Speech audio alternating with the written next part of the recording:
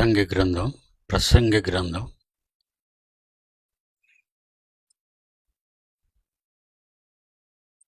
6వ అధ్యాయం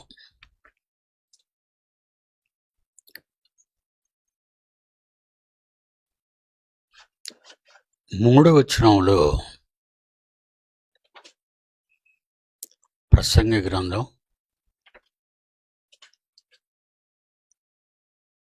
6వ అధ్యాయం 3వ వచనం. ఒకడు 100 మంది పిల్లలను కని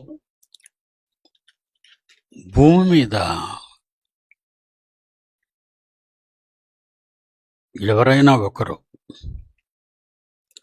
100 మంది పిల్లలను కని దీర్ఘాయుష్మంతుడై ఎక్కువ కాలం బ్రతికి చిరకాలము జీవించినను ఎక్కువ కాలం బ్రతికినా అతడు సుఖానుభవము నిరుడకయు అతడు భూమి మీద సుఖము అనే దాన్ని అనుభవం నిరుగుక తగిన రీతిని సమాధి చేయబడకయు ఉండిన ఎడల వాని గతి కంటే అలాంటి వాని గతి కంటే పడిపోయిన పిండం యొక్క గతి మేలని నేను అనుకొనుచున్నాను.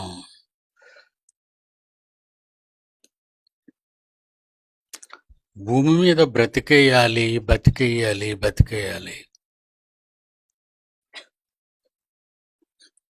ఆయుష్కాలాన్ని భూమి మీద అనుభవించాలి. శరీరంతో భూమి మీద ఉన్న అన్ని సుఖాలు నేను తీర్చుకోవాలి అని భూమి మీద ఉన్న మనుష్యులందరూ అనుకుంటూ ఉంటారు. ఈ మాటలు రాస్తున్న ఆయన ఎవరో కాదు, దావీదు కుమారుడైన బత్షెబకు జన్మించిన రాజైన సొలొమోను.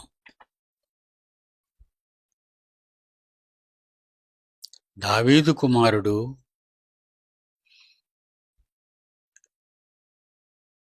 ప్రపంచ మహాజ్ఞాని. ఆయన వ్రాస్తున్న మాటలివి.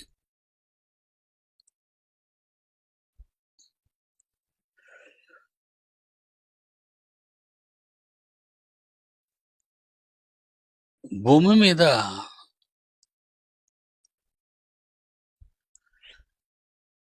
వెయ్యి మంది భార్యలను కలిగి 40 సంవత్సరాల పాటు ఇశ్రాయేలుకి రాజుగా తన తండ్రి అయిన దావీదు సింహాసనం మీద కూర్చున్న చరిత్ర పురుషుడు, జ్ఞాని అయిన సొలొమోను. నాయన వినబడుతున్నట్టుగా పెట్టావా? క్యాబిన్కి సౌండ్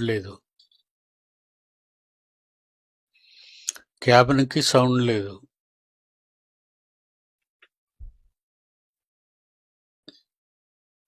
కనుక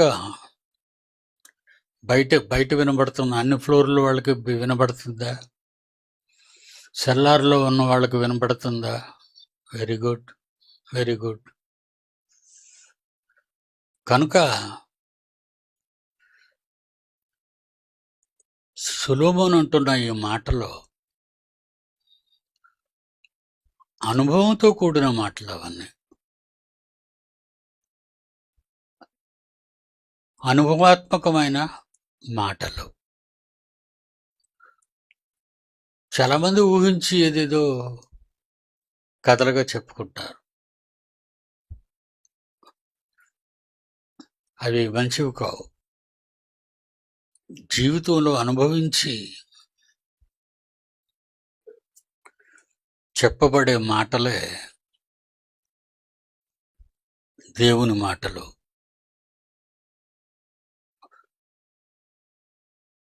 పిండము అనేది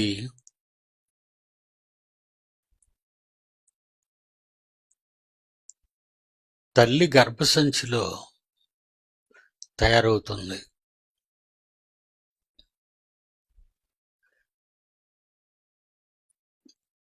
మానవ జీవితం అనగానే పుట్టిన తేదీ నుంచి మనం లెక్కలు పెట్టుకుంటాం.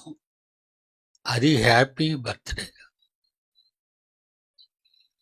దాన్ని మనం ఏమంటాం? Happy birthday.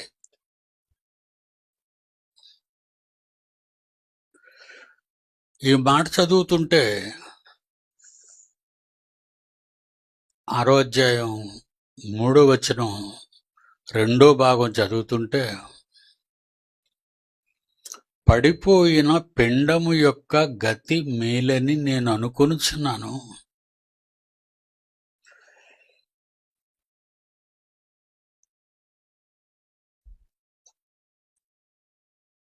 పిండము కంటే ముందు గతి, ముందు స్థాయి ఏంటి? ముందు ఎక్కడి నుంచి మానవ జీవితాన్ని లెక్కించవచ్చు?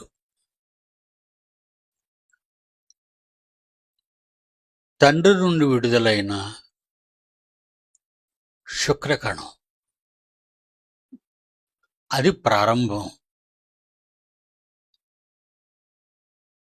తండ్రిలో, ఆయనను కన్న తండ్రిలో, ఆయనను కన్న తండ్రుల్లోకి వెళ్ళి మనం చూస్తే, ఆలోచిస్తే వాళ్ళ గురించి, వాళ్ళందరిలో నుండి వచ్చిందే ఈ శుక్రకణం. ఏ ఒక్కరు లేకపోయినా మనం ఉండవు. మనిషి జన్మ భూమి మీద ఉండదు. జాగ్రత్తగా ఆలోచించండి.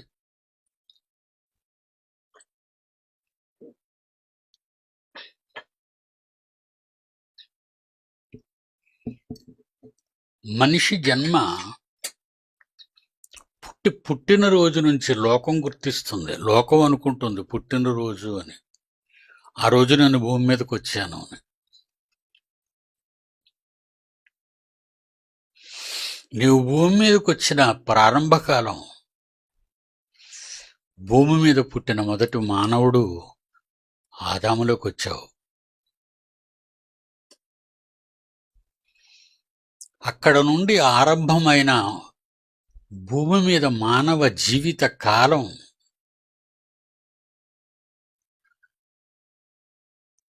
సుమారు కొన్ని వేలు సంవత్సరాలు అనుకుందామండి, అప్రాక్సిమేట్గా. ఆదాము నుండి గాని మనం తొలి మానవుడి నుండి గాని లెక్కలేసుకొస్తే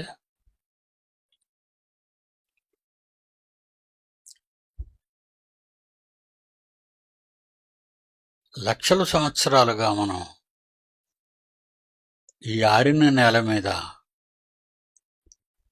మన తండ్రుల గర్భంలో ఒకరి తర్వాత ఒకరికి, ఒకరి తర్వాత ఒకరికి, ఒకరి తర్వాత ఒకరిలోకి ఇలా ప్రవేశిస్తూ ప్రవేశిస్తూ ప్రవేశిస్తూ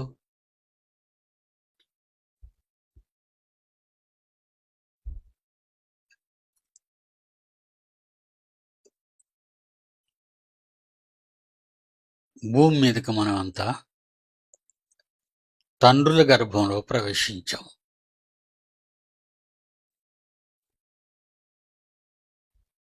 ఆ తండ్రి నుండి శుక్రకణంగా ఆరంభమై భూమి మీద జీవితాన్ని ప్రారంభించడానికి, భూమి మీద భూమిని దేవుడు చేసిన పదార్థంతో నిన్ను చేసి లోకంలో పుట్టించటానికి తండ్రిలో నుంచి తల్లి గర్భంలోకి వెళతాం. అప్పుడే పిండము అనేది రూపుదిద్దుకుంటుంది. పిండము. ఇక్కడ సొలొమోను గారు మహాజ్ఞాని ఏమంటున్నారంటే, పడిపోయిన పిండము యొక్క గతి మేలు. పడిపోయిన పిండం అంటే చచ్చిపోయిందని. చచ్చిపోయిందనండి. ఆ చచ్చిపోవడం మనకు అర్థం కాదు, మనకు తెలియదు కూడా.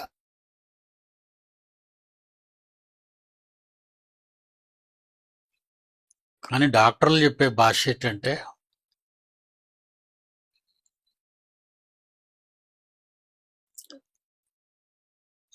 బిడ్డ తల్లి గర్భంలోనే చచ్చిపోయిందండి అంటారు. పిల్లల్ని గర్భవతులైన తర్వాత ఆడపిల్లలు చాలా సంతోషపడతారు, మేము తల్లులు అవుతున్నామని. తండ్రి పొంగిపోతాడు, తల్లి పొంగిపోతుంది.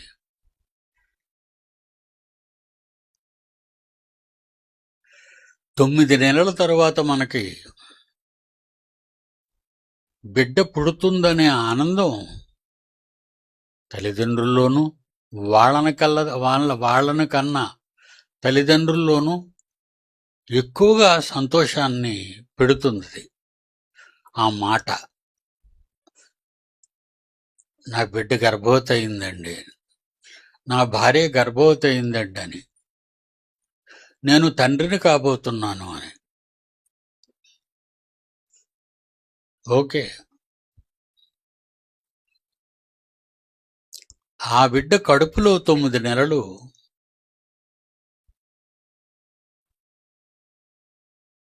పెరగాలి.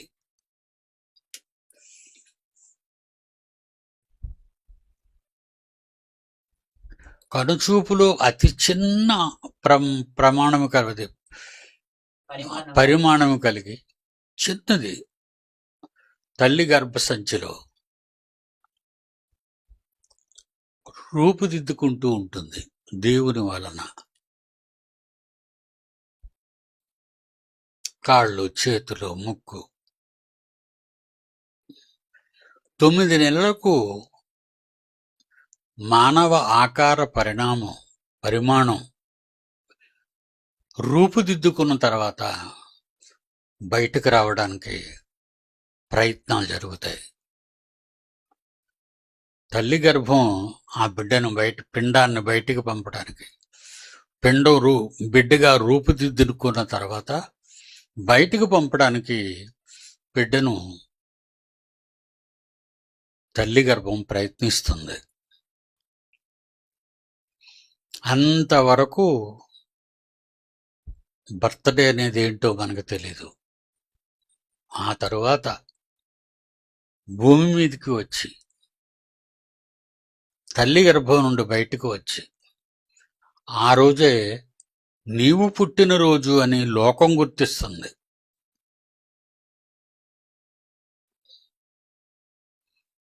నీవు పుట్టినరోజు.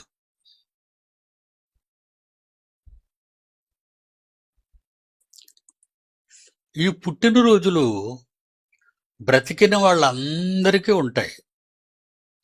ఈరోజు ప్రపంచంలో ఉన్న మనుషులందరూ పుట్టి బ్రతికిన వాళ్ళు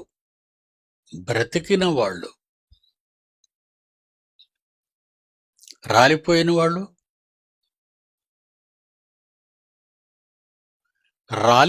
వాళ్ళు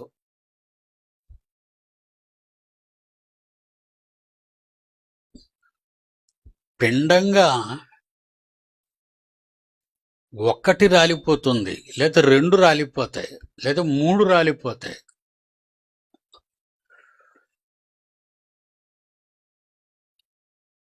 అదే అంటున్నాడు.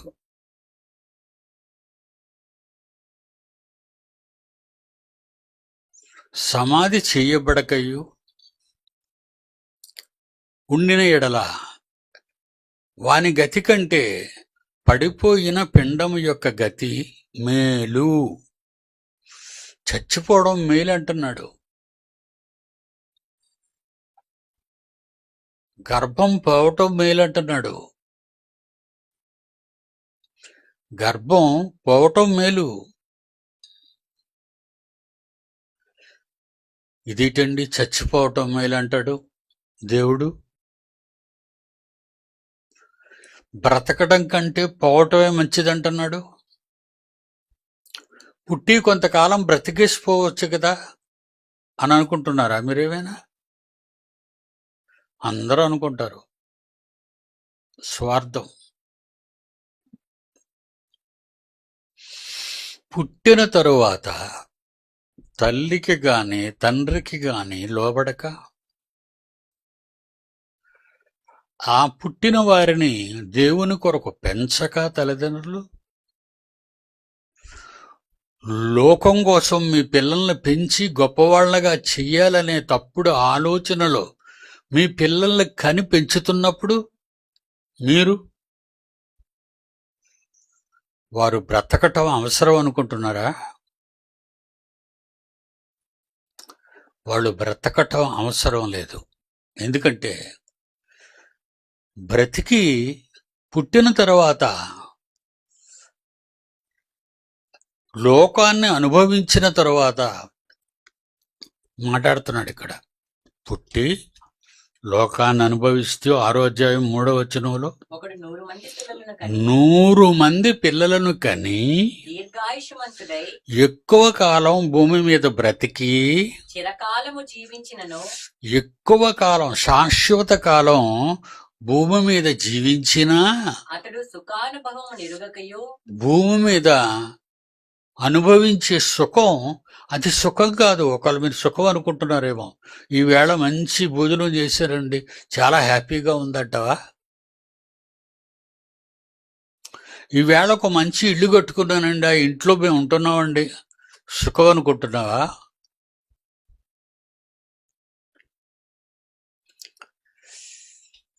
విదేశాల్లో ఉద్యోగం చేస్తూ లక్షలు సంపాదిస్తున్నామండి మేము అనుకునేవాళ్ళు సుఖం అనుకుంటున్నారా? అది సుఖమా? అదే అంటున్నాడు. ఏమని? ఒకడు 100 అతడు సుఖానుభవము నెరుగక తగిన రీతిని సమాధి చేయబడకయు ఉండిన యెడల మంచి చావులో కుళ్ళి కుళ్ళి కుళ్ళి కుళ్ళి రోగాలతో చచ్చిపోకుండా భయంకరమైన వ్యాధులు ఈరోజు ప్రపంచంలో మానవ జీవితాలతో ఆడుకుంటున్నాయి. క్యాన్సర్,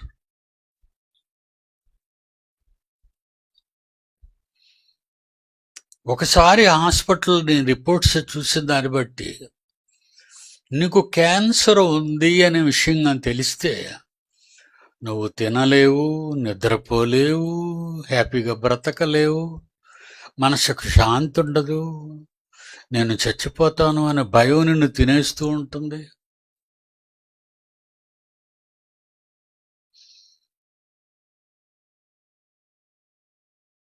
చాలామంది పట్టించుకోరండి. ఎందుకంటే క్యాన్సర్ చెప్పదు, జ్వరం వచ్చినట్టుగా ఒళ్ళేం వేడెక్కదు, కాముగా ఉన్నట్టుంటది. నీకు తెలియనంత వరకు నువ్వు తెలియకుండానే బతుకుతుంటావు. ఇలా ప్రపంచంలో ఎంతో మంది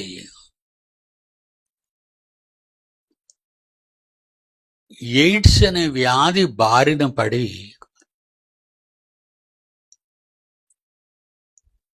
చర్మం, మన శరీరం అంతా ఎండిపోయి శరీరంలో ఉన్న ఎముకలు బయటికి అలా కనబడుతూ, ప్రక్కటెముకలు కానీ, ముఖంలో ఉన్న ఎముకలు కానీ, కాళ్ళు చేతులకు ఉన్న ఎముకలు కానీ,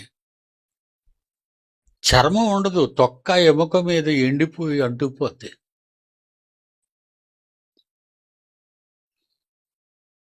నీకేం సుఖం ఉంది? అప్పుడు పుట్టావు, బ్రతికావు, చదువుకున్నావు, సంపాదించావు, ఏదో లోకంలో సుఖం అనుభవించేస్తున్నానని నువ్వు అనుకుంటున్నావే తప్ప భూమి మీద ఎంతో మందికి తినడానికి తిండి లేక, కట్టుకోవడానికి బట్టలు లేక, అప్పుల పాలై కష్టాల బారిన పడి తిని తినక, సరే కూర్చోరా దేవసుందర్,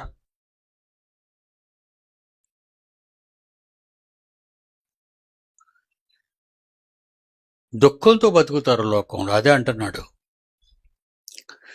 చిరకాలము జీవించినను అతడు సుఖానుభవము నెరుగకయు అతడు సుఖానుభవము ఎరుగక తగిన రీతిని సమాధి తగిన చేయబడకయు రీతిని సమాధిలో పెట్టబడక ఉండిన ఎడల వాని గతి కంటే అలాగా కుళ్ళి మంచాన్న పడి బాధపడి చచ్చిపోయేదానికంటే పడిపోయిన పిండం యొక్క గతి నీ పుట్టుకుందే, అదే నీ తల్లి గర్భంలో నుంచి నువ్వు రావటం, అక్కడే కదా నువ్వు పిండంగా మారావు. నీ తల్లి గర్భంలో కళ్ళు లేక, ముక్కు లేక, చెవులు లేక, కాళ్ళు లేక, మాట లేక, చూపు లేక, వినికడి లేక, ఒక నిశ్శబ్దమైన వాతావరణంలో మన తల్లుల గర్భంలో మనం మాట రాక, చూపు లేక, వినికిడి రాక, ఒక నిశ్శబ్దతలో మనం అందులో ఉండిపోయామే. అదేం అనుభవించాం? అదేం ఆనందం అది నీకు? నీకది తెలియదు కనుక నువ్వు ఆనందం అనుకోవచ్చు, లేదంటే ఆనందం కాదు అనుకోవచ్చు. బయటకు వచ్చిన తరువాత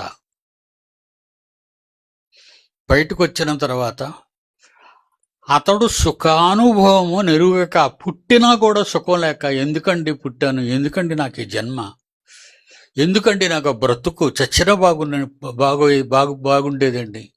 చాలామంది ఆడవాళ్ళు, మగవాళ్ళు జీవితాల్లో విరక్తి చెంది చివరి ఘట్టానికి వచ్చేసరికి, చనిపోవాలనే నిర్ణయానికి, ఆత్మహత్య చేసుకుందామనే నిర్ణయానికి వచ్చేటప్పటికి వాళ్ళు అనుకునే మాటలు, ఎందుకండి బ్రతుకు,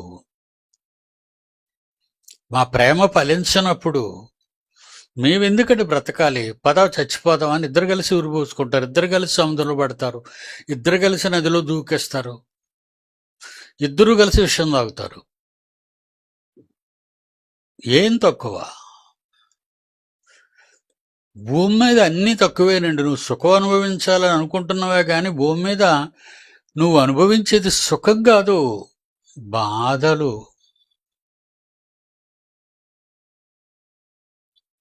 అశాంతి, ఆనందం లేదు. అప్పుల బాధలు, రోగాల బాధలు, పిల్లల కష్టాల బాధలు, పిల్లల చదువుల బాధలు, పిల్లల పెళ్లిళ్ళ బాధ్యతల గురించిన బాధలు.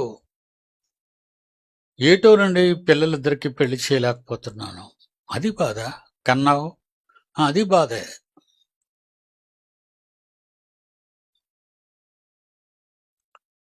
ఎందుకండి రోగాన్ని బట్టి చచ్చిపోతున్నానండి, ఒకసారి చచ్చిపోయినా బాగుండేది. ఈ మధ్య చాలా మంది ప్రపంచంలో మెర్సీ కిల్లింగ్ అనే పదం వినబడుతుంది. ఆసుపత్రి వర్గాల్లో, కోర్టు వర్గాల్లో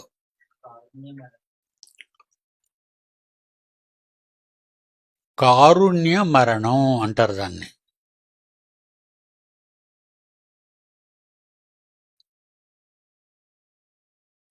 మెర్సీ కిల్లింగ్.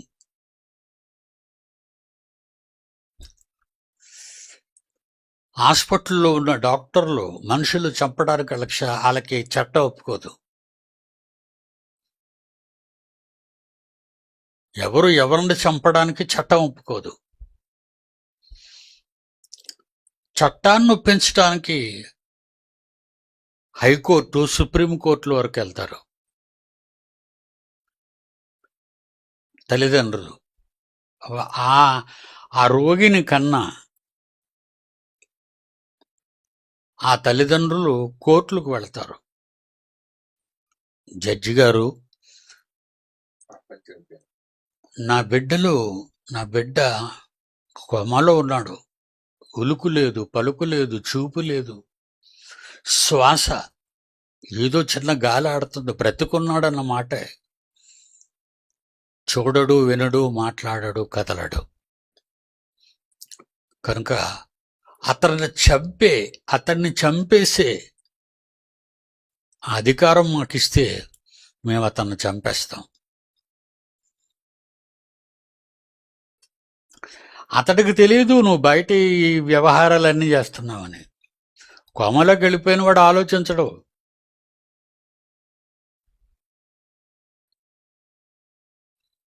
అప్పుడు మొన్నే సుప్రీంకోర్టు సుమారు 2 వీక్స్ అవుతుందంతే, మెర్సీ కిల్లింగ్, చచ్చిపోవడానికి జడ్జిమెంట్ ఇచ్చేశారు. నువ్వు చచ్చిపోవచ్చు, కోర్టు రాసింది.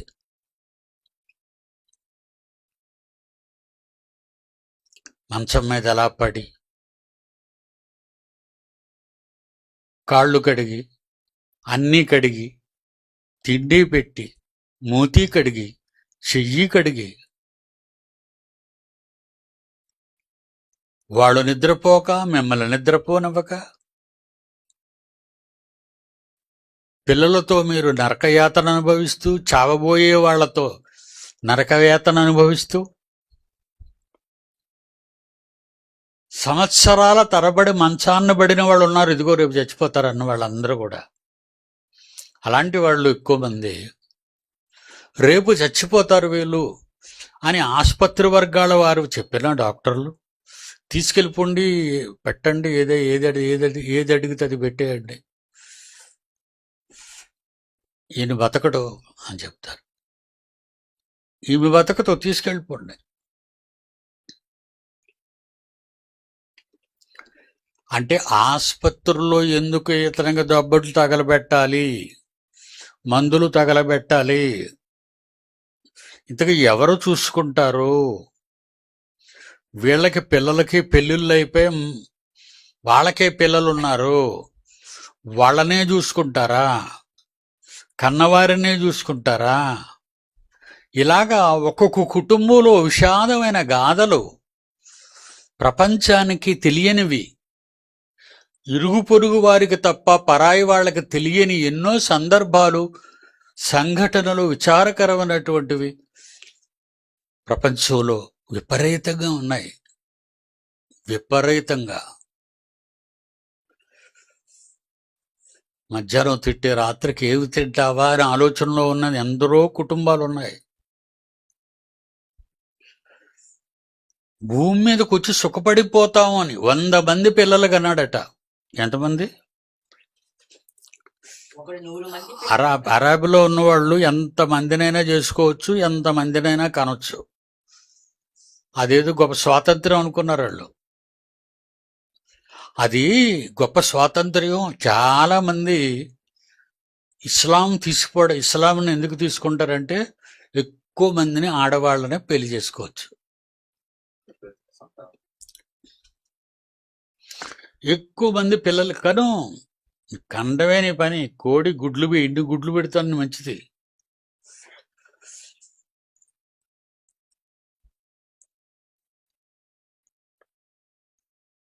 అందుకే వాళ్ళు ప్రపంచంలో అనేక దేశాలు వెళ్ళి అరబులు బోళ్ళు డబ్బాలకి సొమ్మేం కొదువలేదు వాళ్ళకి. అంటే ఇప్పుడంటే దయానీయమైన స్థితిలో ఉన్నారు. గల్ఫ్ దేశాలన్నీ కూడా మంటలమయమై పడిపోయిన ఇళ్లల్లో ప్రాణాలు పోగొట్టుకున్న ఎందరో, ముఖ్యంగా మన భారతీయుల్లో నిన్నటికి చనిపోయిన వాళ్ళు 5, హాస్పిటల్ పాలైన వారు 10 మంది. మన ఇండియన్స్ చచ్చిపోయారు.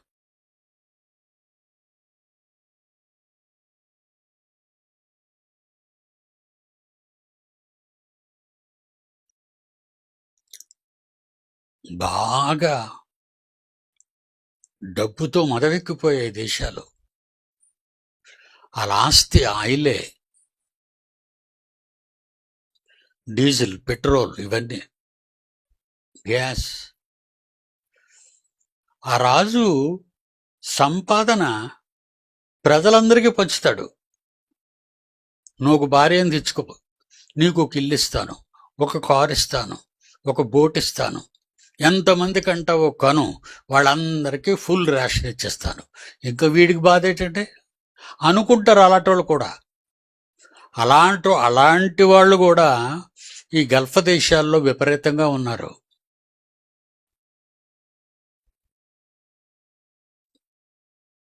దేవుని పిల్లలారా అనుకుంటాడు వాడు. కానీ ఇప్పుడు అనుకుంటున్నాడు 50 ఏళ్ల తర్వాత.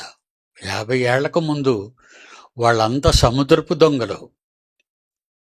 మీరు గొప్పోళ్ళు అనుకోవచ్చు, వాళ్ళ చరిత్ర తెలిసిన వాడు ఎవరు, వాళ్ళు గొప్పోళ్ళు ఏం కాదు. వాళ్ళు ఒకప్పుడు దొంగలు. వాళ్ళు అరబ్స్, సముద్రపు దొంగలు.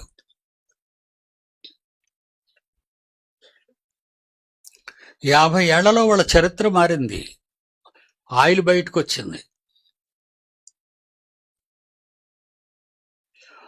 ఆయిల్ రాగానే నెత్తి మీద కొమ్ములు మొలిచాయి. విపరీతమైన సంపద. అది దేవుడు ప్రపంచ మానవాళి కోసం ఇచ్చింది, కానీ వాళ్ళొక్కడి గురించి ఇచ్చింది కాదు అది. కానీ వాళ్ళు దోచుకున్నారు దాన్ని.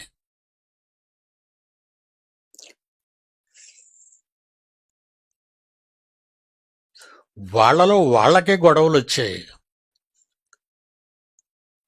ఇరాన్ గల్ఫ్ దేశాలన్నిటినీ కూడా కూల్చిస్తుంది. ఇప్పుడు గడగడలాడిపోతున్నారు. హోటళ్ళు కట్టేశారు. వాళ్ళు హోటళ్ళు ఇప్పి రాయితీలు ఇస్తున్నారు. దోశ ఖరీదు తగ్గించేస్తారండి, ఇడ్లీ ఖరీదు తగ్గించేస్తారండి. ఒకప్పుడు వాళ్ళ హోటళ్ళకి వెళ్ళి తినాలంటే 100 1000. ఇప్పుడు పిలుస్తున్నారు రండని. అంతే, ఎవరి స్థితి అని అలాగే ఉంటుంది. భూమి మీద పుట్టి ఏదో సాధించేద్దాం, గొప్పవాళ్ళం అయిపోదాం అనుకుంటే ఆ డొనాల్డ్ ట్రంప్ అనేవాడు ఆడు కూడా ఎప్పుడు చచ్చిపోతాడో తెలీదు. అలా ఉంది ఆడ పరిస్థితి అమెరికాలో. ఇక ఇరాన్ తాలూకా గురువు, మత గురువు, వాడిని చంపేశారు అమెరికా వాళ్ళు. చెప్పుకుంటున్నారు భూమి మీద ఏదో సుఖం అనుభవించేద్దాం, భూమి మీద సుఖం అనుభవించేద్దాం అనుకొని వచ్చిన వాళ్ళు ప్రపంచంలో పుట్టిన ప్రతి ఒక్కరు కూడా, పుట్టిన వాళ్ళకి ఏమీ తెలియకపోయినా వాళ్ళని ఈ ఆశలతో పెంచేవాళ్ళు తల్లి తండ్రి. ఎవరైనా పెంచుతారు అలాగరే, నువ్వు కలెక్టర్ అయిపోవాలరా. వాడేమనుకుంటాడంటే, అంటే కలెక్టర్ అంటే గొప్ప, అంటే గొప్పవాడు అయిపోతావు, లంచాలు బోల్డ్ వస్తాయి.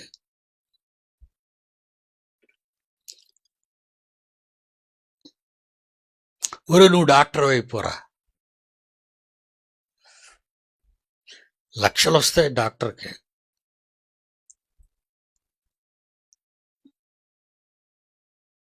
తల్లిదండ్రులు పెంచుతారండి పిల్లల్ని, అలా పెంచుతారు. నువ్వు ఏదో చదివేయాలి, ఎక్కడికో పోవాలి అని. ఏ తల్లిదండ్రులైనా తమ పిల్లల్ని పుట్టినప్పటి నుంచి దేవుని కొరకు పెంచుదాం, దేవుని జ్ఞానంలో ఉంచుదాం, దేవుని భయభక్తుల్లో ఉంచుదాం, సమాజంలో ఒక జెంట్లమెన్గా బ్రతికిద్దాం అని ఏ తల్లిదండ్రులు అనుకోరండి. అనుకునేటట్టుగా మనసులో ఏదో ఒక మూలలు ఉంటుంది, కానీ చదివించడానికి పంపుతారు. చదవడానికి వెళ్ళారంటే బడిలో నేర్పేవన్నీ బూతుపాఠాలే. వాళ్ళేం బాగుపడిపోరు. అక్కడ మాస్టర్లు చెప్పరు బూతుపాఠాలు, పిల్లలే చెప్తారు. భూతి జ్ఞానం అనేది పిల్లలకి ఎక్కడొస్తుందో తెలుసా? కావాలని మీరు జాయిన్ చేశారే మీ బడులు, మీ కళాశాలలు, మీ విశ్వవిద్యాలయాలు, అక్కడ నేర్పిస్తారు వీళ్ళకి. పిల్లలే నేర్చుకుంటారు. చివరికి వాళ్ళు ఏ స్థాయికి ఎదిగారంటే ఒకసారి చెప్పాను మీకు. వాళ్ళ స్కూల్ బ్యాగుల్లో కండోములు, వాళ్ళ స్కూల్ బ్యాగుల్లో మత్తుమందు. స్కూల్ బ్యాగుల్లో అంటే పుస్తకాలు కావా? పుస్తకాలు ఉంటాయి ఏదో ఒక మూలనే.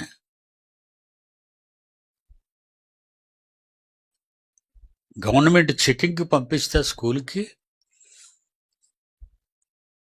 ప్రతి వాళ్ళ బ్యాగుల్లో అయ్యే కనబడుతున్నాయట. అంటే వాళ్ళు ఏవి నేర్చుకుంటారు? ఇవే నేర్చుకుంటారు. చిన్న చిన్న పిల్లల్ని గర్భవతులు చేసేస్తున్నారు బడిలోనే.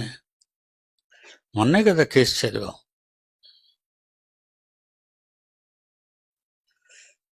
టీచర్సు, మాస్టర్లు ఆడపిల్లలను పాడు చేస్తున్నారు. స్టూడెంట్స్ మాస్టర్లను లవ్ చేస్తున్నారు. ఇవన్నీ మీకు ఏం తెలుసు? మీకు తెలీదు. భూమి మీద పుట్టి ఇలాంటి నీచ నికృష్టమైన బ్రతుకు బ్రతికే కంటే ఎక్కడ రాలిపోతే బెటర్ అన్నాడు. నా తల్లి కడుపులో నాకు కాళ్ళు ముక్కు చెవులు రాకముందే పిండముగా నీరు పిండముగా పడిపోతే బాగున్ను.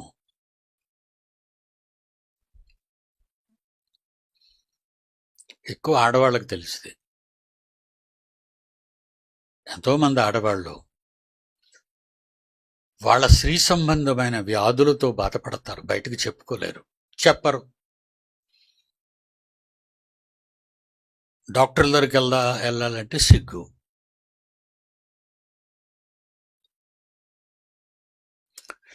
వాళ్ళకి జరిగే ప్రతి నెల ఋతు కార్యక్రమంలో బయటకు పోవలసిన చెడు రక్తం పలకలుగా మారిపోయి జారిపోతుంటాయి.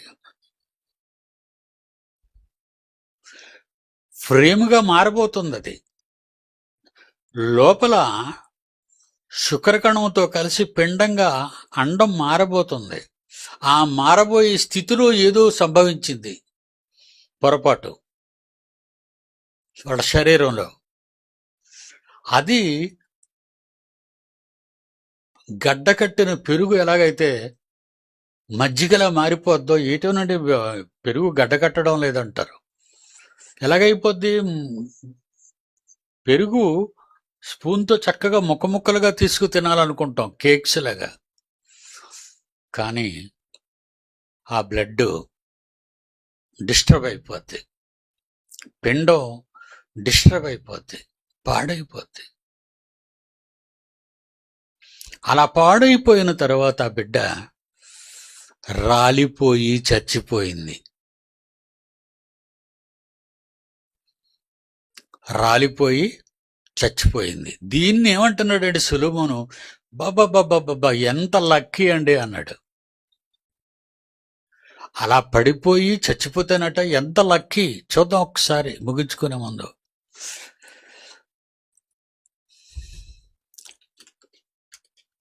మూడో వచనం. ఒకడు 100 మంది పిల్లలను కని దీర్ఘాయుష్యవంతుడై ఎక్కువ కాలం బతికేశాడు. అతడు సుఖానుభవం ఎరుగక అలా బతికిన వాడు 100 మంది పిల్లలకు కానీ ఎక్కువ కాలం బ్రతికి సుఖం అనేది భూమి మీద ఎరుగక చచ్చిపోతే సరైన సమాధి లేక దిక్కులేని. చాలామంది దిక్కు లేకుండా చచ్చిపోతారు, రోడ్డున పడిపోతారు, ఎక్కడో పడేస్తారు ఏదో పక్కనే, లేదంటే కుళ్ళు కాలంలో పడేస్తారు, లేదంటే మన వీధుల్లో ఉన్న పెద్ద కాలువల్లో తీసుకెళ్ళి ఈ పుట్టిన ఫామ్ అయిన బిడ్డని తీసుకెళ్ళి పడేస్తారు.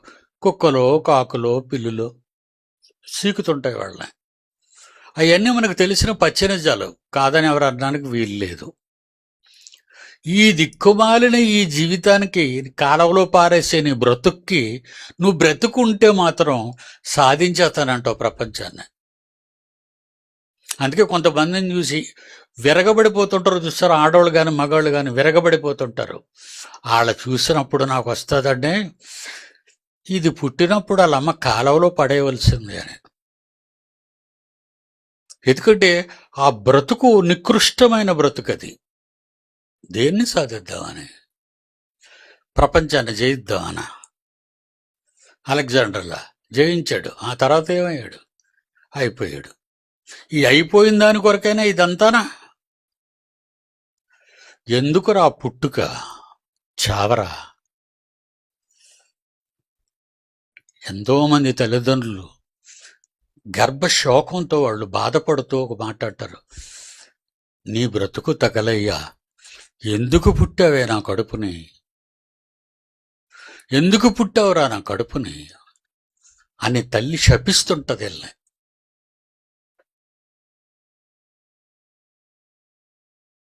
మరి దేవుడు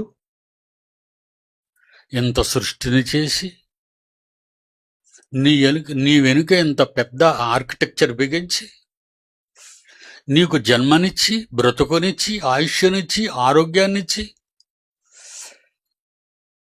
ఆయన మాటలు నేర్చుకుందువు కానీ రా అంటే పట్టించుకోకుండా లోకంలో బ్రతకటం గురించి, పెళ్లిళ్ళ గురించి, పుణ్యకార్యాల గురించి, ధర్మకార్యాల గురించి ఆలోచిస్తుంటే నీ బ్రతుకుని ఎవరు కాపాడతారు? ఇక బైబిల్ అనేది మత గ్రంథం అనుకుంటున్నారండి పిచ్చోళ్ళు. ఏమీ అర్థం కాకపోతే పిచ్చోళ్ళు మరి అలాగే అంటారు కదా. మత గ్రంథం కాదురా, మహావేదన గ్రంథం.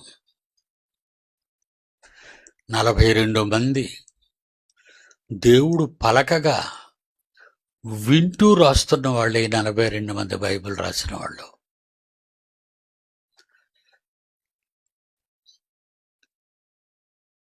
ఇక్కడికి ఆపేద్దాం. మళ్ళా రెండో భాగాన్ని వచ్చే ఆదివారం ఉదయం మాట్లాడుకుందాం.